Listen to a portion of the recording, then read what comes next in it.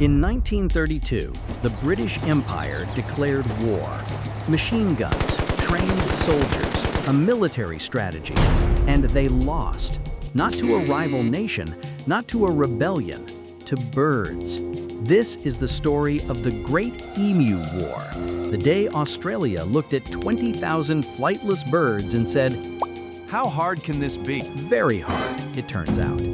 To understand why grown men with machine guns were about to lose to poultry, you need to understand the setup. After World War I, Australia gave land in Western Australia to returning soldiers. Free land, one condition, turn it into wheat farms. Simple plan, except nobody asked the emus. Emus migrate inland every year chasing water and food. In 1932, drought pushed them straight into the new wheat belt, and they didn't trickle in. 20,000 of them showed up, and they ate everything in sight. Fences meant nothing. The birds just walked through them, leaving gaps for rabbits to pour in behind them. The farmers, many of them war veterans themselves, tried shooting the emus with rifles. It didn't work. Emus are fast, they're tall, and apparently they dodge better than most soldiers. So the farmers did the only logical thing. They asked their government for actual military support. Send us machine guns. And somehow, the Australian government said yes. Enter Major G.P.W. Meredith of the 7th Heavy Battery Royal Australian Artillery. His orders: take 2 Lewis guns, 10,000 rounds of ammunition, and go eliminate the emu menace. This wasn't a joke to him. This was a military operation with a target, a timeline, and a body count to hit. November 2nd, 1932, Campion, Western Australia. The operation begins. The first target, roughly 50 emus spotted near a farm. Meredith's men set up the guns and opened fire. And immediately, everything fell apart. The emus scattered in every direction the moment the shooting started. They didn't run in one panicked herd. They split into small groups, and each group ran a different way, which meant no single burst of gunfire could hit more than a couple of birds at once. This was supposed to be a massacre. Instead, it was chaos, and the chaos belonged to the birds. 2 days later, the soldiers tried a smarter approach. Locals spotted around 1,000 emus gathering near a dam and told the army, "This is your shot. They're all in one place." Meredith agreed. The men waited for the birds to get close, then opened fire. 12 birds down. Then the gun jammed. By the time it was fixed, the rest of the flock was gone. 1,000 birds reduced to 12 because a machine gun designed for trench warfare could not handle the recoil of firing from an unstable position fast enough to keep up with a sprinting bird. Someone had an idea.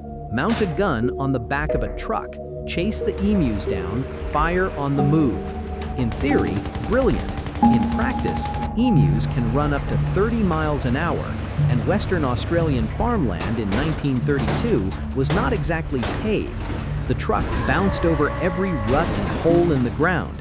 The gunner couldn't hold his aim for more than a second, and at one point, the driver swerved to avoid a group of emus and nearly flipped the vehicle. Not one bird was hit. The truck barely survived.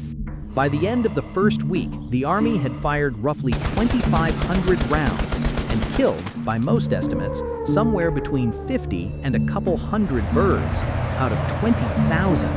The math was not subtle. It was taking dozens of bullets, sometimes more, for every single emu. Back in Canberra, this was no longer a military secret, it was a headline.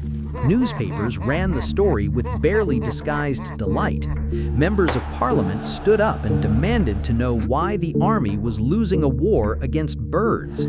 One ornithologist reportedly joked that if Australia ever needed a division with the emus' bulletproof discipline and endurance, it could take on any army on Earth. That's the line that stuck.